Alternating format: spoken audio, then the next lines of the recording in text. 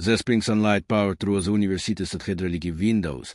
Frekketjinkets of intercourse as it through stainless panels that witness generations of ambition. Red sun blues denster the marble flowers, bruising against polished choice, silk gowns, and proud smiles. Marianne stood at the center of it all, clutching for master degree in business administration like a passport into a better life. At Hirteta, she felt reborn. The weight of the diploma in her hands was symbolic, heavier than paper and ink. IT carried 3 years of sleepless nights, weekend sacrifices, and relentless self-discipline. 3 years of balancing corporate deadlines with academic rigor. 3 years of convincing herself and everyone else that she was becoming more than she had been. Her graduation gown shimmered faintly as she shifted her weight for photographs. Family members called her name from every direction. Marianne, over here. Smile, sweetheart. Hold the degree higher. She smiled until her cheeks ached, the practiced smile of a woman accustomed to performing competence. Cameras flashed, her pale eyes echoed. Compartments stacked upon another-like trophies. Behind the crowd, partially obscured near the edge of the orchard, stood a laird Vaughan. He held her bouquet carefully, as if the flowers might bruise under Idia's grip. Idia's jacket was wrinkled despite Idia's clear effort to look presentable. There were faint shadows beneath Idia's eyes, the kind that came not from neglect, but from long nights staring into code, spreadsheets, and unresolved problems. Idia's hair refused to behave, curling slightly at the temples, indifferent to the importance of the day. Elliot watched Marianne with quiet admiration. 8 years of marriage had trained him to read her expressions. He recognized the particular tilt of her chin, the subtle widening of her rays. This wasn't just happiness. This was validation. This was triumph. And somewhere beneath that triumph, something else flickered, something its own quietening. When the crowd finally dispersed, and the celebration began migrating toward cars and restaurants, Marianne approached him. She looked radiant, confident in a way that felt sharp and bewildered achievement. "Can you hold this?" she asked briskly, passing him her diploma case in addition to the flowers. "Of course," Elliot said, smiling. "You were incredible observant." She nodded absently, already scanning her phone for congratulatory messages from colleagues and executives. They walked toward the parking lot together. The click of Marianne's heels against the pavement sounded decisive, almost ceremonial. Elliot struggled to keep pace, juggling flowers, gown, and diploma, but he didn't mind. He never did. "Elliot," Marianne said suddenly, her tone shifting. He looked at her attentively. "Yeah, we need to talk." He smiled, relief washing over him. "I was thinking the same thing. I made reservations at that Italian place you like, the one with the rooftop. I figured we could. I want either of ours to." The word struck with surgical precision. For a brief, surreal moment, Elliot thought misheard her. The word seemed to pause, sound draining from the parking lot as if someone had turned down the volume on reality. The bouquet slipped from Idia's hands. Flowers scattered across the asphalt, petals bruising, stems nipping swiftly. She crouched instinctively to get at Aram, which is movements and mechanical, оставить body knew what to do even if his mind did not. "What?" he asked quietly. "Marianne, is this a joke?" She sighed. The sound tinged with impatience rather than cruelty. From her designated backnell, их pensively, carefully chosen, she pulled out an envelope. "If you already filed the paperwork," she said, "my lawyer says IT should be straightforward. We kept our references separate. We don't have children. IT doesn't have to be messy too." Earlier started the envelope as if IT might их плоде. "But WY," he whispered, "you've been married 8 years. I thought we were happy." Marianne exhaled slowly, the way one does when explaining something obvious. "Elliot, you've grown," she said. "These past 3 years have changed me. You've been promoted twice. I have my master's degree now. I'm networking with executives, real decision makers. People who are building something substantial." He straightened slowly, still holding the crossed flowers. "And me?" he asked. She hesitated, then answered honestly. "You're still doing the same thing. The same consulting business. Taking calls at midnight from clients who don't even respect your time. In moving forward, alert. Your stationary. And my work is building toward something. He said quietly. You know that. Toward what? Shikaurntet. We live in a rental apartment. And my colleagues are buying houses. I drive a 7-year-old sedan while they lease luxury cars. If we outgrown this life, to Shemetwich sten, unwavering. If we outgrown us, to the words landed harder than the devours itself. Hormater erped beside her, linking arms possessively. Sweetheart, your father made reservations for 20. Everyone is waiting, to Marianna did. Coming, to she turned back to alert one last time. Life moves forward, she said. I suggest you do the same. Then she walked through her graduation gown belaying behind her like a bun of victory. Earlier stood alone in the parking lot, bouquet limp in hideous hints, watching the woman he loved disappear into a celebration he was no longer part of. That night, the apartment felt given over despite its modest size. Elliot sat on the edge of the couch. Surrounded by a framed photograph that documented a life now artificially obsolete. College sweethearts. A courthouse wedding with borrowed suites and nervous laughter. Their first apartment barely larger than a story to need to cheat it court, on the floor and thought about the future until dawn. Marianne's smile in those photos was unguarded. Hopeful, which is phone buzzed. Marcus Hill. Dubai investors want to move forward.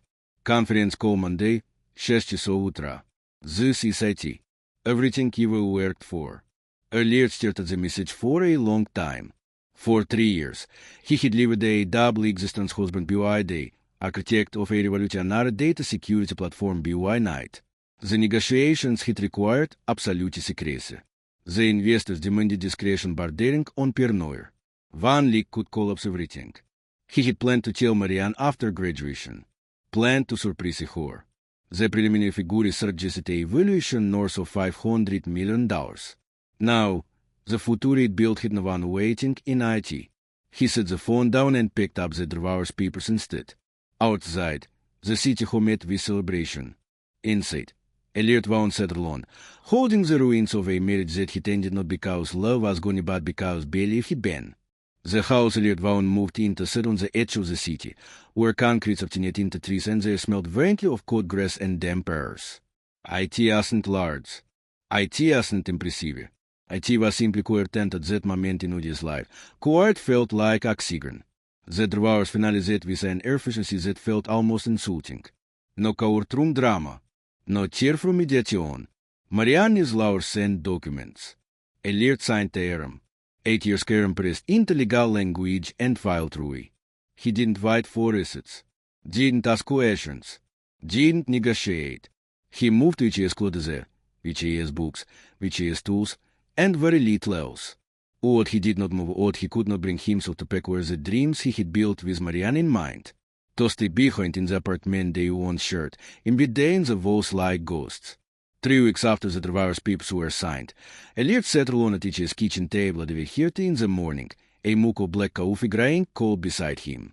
The laptop screen glowed with faces from 3 continents. Dubai, Singapore, Frankfurt.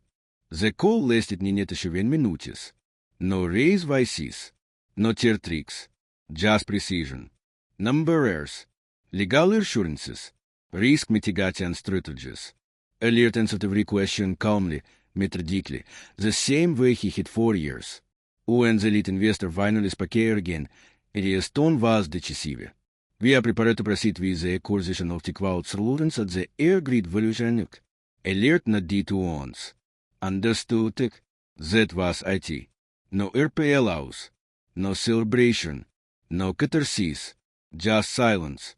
6 weeks later, the deal closed. The cloud solutions born in a cramped home office, exhausting by instant noodles and sleepless nights was required for $547 million international consortium. Elliot, as majority owner, walked through with approximately $420 million after taxes and distributions to the small team. The headline ran for exactly 2 news cycles. Quiet found the sales cybersecurity firm in historic deal. A photo accompanied the article. leert in a third suite, standing in a double boardroom, shaking hints vis men husuaciscaus morteniges first car. HAS posture was straighter than HU said to be. HAS ich pression only Dobro. Marianne never saw the article at first. Lear did not move into a mansion. He did not buy a sports car. He did not change HAS phone number. He sat in HAS modest rental house surrounded by bankers, but he sent legal documents, feeling nothing. The money didn't feel real. It felt abstract, like a concept someone else had invented. Marcus Hale, which HAS business partner, refused to accept this. This is insane, Marcus said one afternoon, standing in Elliot's sparsely furnished living room. You're worth nearly $1 billion, and you're eating microwave pasta on a folding shirt. Elliot shrugged. It's brother. You could upgrade the office. Hire a full team. Move into a real place to it. Antenna what? Elliot asked quietly. Through a party. Buy a yacht. Prove something to people who never believed they in me anyway. Marcus hesitated. You could tell Marianne to. Elliot's jaw tightened. She made her choice based on who she thought I was, he said. Telling her now would only prove that money was the metric she valued most of. That's not fair. Neither was serving Drowar's papers on graduation day. Marcus fell silent. Later, Elliot's Laura took clean, a man with silver hair and a voice like St. Pierre was more blonde. You are for nothing, Arthur said. Legally or morally. She exited during the most critical phase of your professional life. Some might call that poetic justice to it. Elliot did not. Justice implied satisfaction. What he felt was absence. Across the city, Marianne Cole was living the life she had imagined. Her social media glowed with courage de perfection, row of top networking events, campaign flutes held to flattering young girls, captions about choosing yourself and releasing dead weight. She moved intensely downtown loud, splitting rent with Lena Brooks, a corporate law whose calendar was booked 6 weeks out and whose phone was constantly with opportunity. The drivers, to Marianne's surprise, barely registered emotionally at first. IT felt clean, efficient, unnecessary. You seem distracted, Lena observed one evening as they prepared for another mixer. Marianne pale light lipstick with practice precision. I'm thinking about the direct promotion. If I land IT, I'll be making connect a year. At Hirteta, Lena did. That's impressive. Marianne smiled. Antonin Cumberworth. Lena scrolled through her phone. Funny thing there is a rumor circulating in tech. Some small cybersecurity firm just got acquired. Found throughout with an insane amount of money too. Good for him, Marianne said dismissively. That's ambition. She didn't recognize the irony. What Marianne did not know was that while she was creating success, Elliot was dismantling HA's identity. We towards the marriage, we towards the secrecy, we towards the goal of proving himself worthy of someone else's belief, he felt strangely unmoored. He stopped working till the whole days. He slept. He cooked actual meals. He stood at the wall some evenings, wondering how a man could achieve everything he had worked for and still feel like it lost. The money changed daily circumstances, but IT stripped various excuses. There was no longer a future payout to justify neglecting the present. That realization unsettled him more than the drivers ever had. 8 weeks after the acquisition, Marianne heard the name. Tikvaut Solutions. She was seated at a corporate breakfast conference. На день полетела Азвентурица Петалистрадит Сарксистаурис like Керенси. Absolutis Indrostauri, said Nathan Rice, Stenke Jeskaufi. Founder kept everything under wraps 4 years too. Marianne's cup froze halfway to her lips. Founder's name was Elliot Vaughan. Nathan continued. Quiet guy. Ironclad confidentiality agreement track. The room tilted. I was married to him, Marianne said faintly. Silence fell like a drop platter. The truth arrived there not as punishment but as revelation. And IT was only just beginning. The terrace outside the conference center smelled faintly of rusty coffee and Rainer concrete. The city sprawled below in glass and steel, a living organism pulsing with ambition. Marianne close to gripping the metal railing, knuckles wide, her breath coming in shallow, uneven bursts as if the air itself had turned hostile. Elliot Vaughan. The name caught in her head with relentless clarity. Should he said it only once I was married to him and immediately wished could swallow the words back down. The silence that followed at the breakfast table had been thick, uncomfortable, the kind that confirmed something irreversible had just happened. Now, alone on the terrace, the truth descended in waves. Текла solutions. $547 million. 3 years of secret negotiations. 3 years. The same 3 years she had spent convincing herself that alert was ignorant. That which is late nights were pointless. That it is commitment to which is little consulting firm was evidence of limited ambition rather than extraordinary patience. Horse much twisted. Those midnight calls different time zones. Those long weekends in HE's home office development marathons. The way he never complained, never boasted, never defended himself when she expressed frustration. Marianne pressed her forward against the cool metal railing. I'm such an idiot, she whispered. Footsteps approached behind her, tentative. Marianne! Lena Brack's voice was combat alert. I've been looking everywhere for you too. Marianne didn't turn round. How long ago did I check close? Lena hesitated. About 8 weeks after your divorce finalized. The words landed with surgical cruelty. Marianne's hands began to shake. He was building an MPI, she said hoarsely. And I called him that way. Lena moved closer, resting a hand on her arm. You shouldn't have known to. I should have trusted him. Marianne snapped, tears finally breaking free. 8 years of marriage and I trusted aptitude over substance. They stood there for a long time, the city humming below, before Lena spoke again. I pulled what I could, she said gently. The confidentiality was extreme. Government applications. Financial infrastructure. He literally couldn't tell anyone. Not even you. Marianne lived bitterly. I thought I was choosing growth. I chose A50 and Hoshandler race over the man who loved them. The conference ended with her noticing. The next week passed in a blur of sleepless nights and compulsive research. Marianne read every article she could find, analyzing photos, timelines, quotes. The picture that emerged there was infuriating in its consistency. Alert had remained exactly who he always was: quiet, focused, principled. She drove past their old apartment one evening, parking across the street. The windows were dark.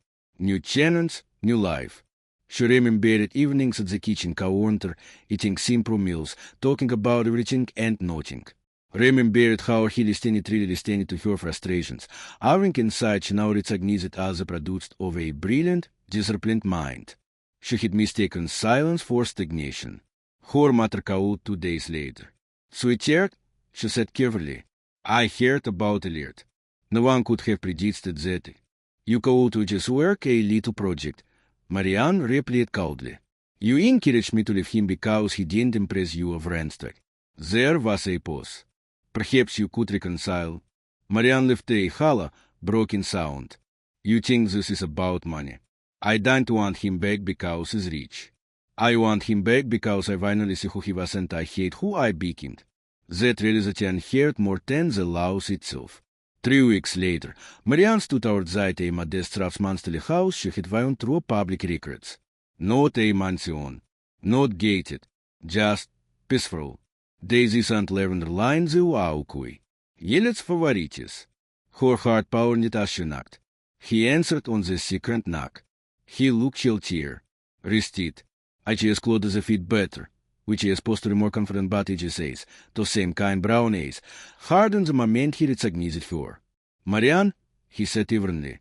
I took, can we talk? He hesitated, then stepped to the side. The house was partially furnished but warm. Bookshelves lined with technical manuals, philosophy texts, science fiction novels. No trophies, no displays of wealth. I know about your crowd, Marianne said, by pushing small talk. About everything. I assumed you'd hear eventually, Elliot replied, sitting in an armor corridor and inviting her to sit. Why didn't you tell me? Her voice cricket. Before I destroyed everything to... I told, he said simply. Confidentiality agreements. National security implications. Vanley could have killed the dealer worst. But I was your wife too. Yes, he said quietly. And I wanted to tell you every day. Marianne collapsed onto the couch, is a bank abrenly. I'm so sorry, she said. I was arrogant. Shella, I threw everything that mattered because I thought she passed my only vote. Leert was sure, ich pressions of tending bad guarded. I appreciate their apology, he said. Is that all? Don't you want to yell at me? She began. Tell me how much I hurt you. I was angry, he admitted. 4 months. You ended our marriage on your graduation day. You called me that way. She flinched. But staying angry would mean you still had power over my peace. She looked up at him, stunned by the absence of bitterness. And the money? She whispered. I did change them or circumstances, he said. But I gave me clarity too. I realized that I chose the work over nurturing our marriage. I became distant, secretive, hats on me. The generosity of each accountability broke her completely. When the tears finally slowed, he hinted her tissues. Why did you come here? He asked. I don't know, she admitted. Part of me hoped for a second chance. Mostly, I needed you to know him saurito. Elliot stood, gazing out at Uchia's garden. We can't go back, he said gently. Too much has changed day. Marianne did, heartbreaking all over again. As she left, she understood the cruelest truth of all. Sometimes clarity arrives not to fix things but to teach you how deeply you fail to protect what mattered most. Marianne Cole did not look back when she stepped over Vaughan's front porch. She knew with a certainty that traffic her that she turned round. She allowed herself one more glance at the courthouse, the leaven dredging the walkway, the lives that continued to eat toward her, she would break any way she might not recover from. The drive back into the city blurred. Traffic lights turned red and green without meaning. Radius murmured voices she didn't hear. Her hand stayed steady on the wheel only through a habit, muscle memory guiding what her mind could not. She had gone to apologize. She had gone hoping to speak her better judgment for absolution. What she received instead was something far heavier, understanding without restoration. That night, Marianne sat alone in her loft, the city skyline glowing through flirt-selling windows. The space was beautiful in the way magazines prescribed clean lines, neutral tones, их pensive minimalism. Once, it had felt like proof that she had arrived there. Now it felt hollow. She replayed the conversation over and over. We can't go back. Too much has changed there. Alert had not slammed the door. He had not thrown her mistakes in her ways. She had made her remorse with grace, and that grace was unbearable. Because anger could have justified her suffering. Kindness demanded growth. The days that followed were heavy and disorienting. At work, Marianne started preaching to eat with herbs over being the number errors. She smiled in meetings, not at the right moment, but everything felt strangely performative as if she were watching herself as a part of the successful activity she had once been so dispirited to become. Her long-awaited promotion stalled permanently. Instead of director, she was a old senior manager.